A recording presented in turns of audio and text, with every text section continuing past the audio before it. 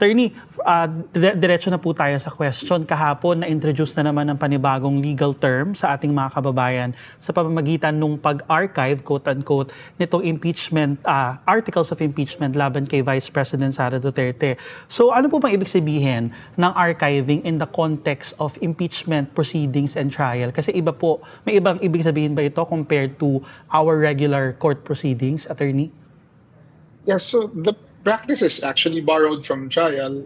Archival simply means that nanbuhay yung kaso na the case is there but hindi siya actionan ng court or ng decision maker until certain developments happen.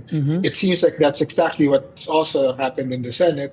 The impeachment case is still alive, but until the Supreme Court reverses its decision in Duterte versus House and the Senate takes an affirmative vote, then it will rest in the archives, seemingly in deep sleep.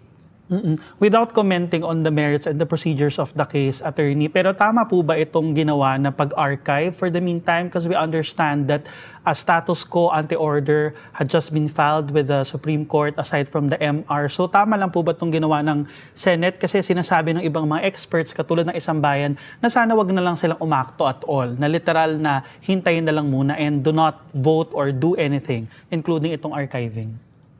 I think the more prudent thing for them to do, no, yung mas mabuti sana was for the Senate not to have actually acted on it.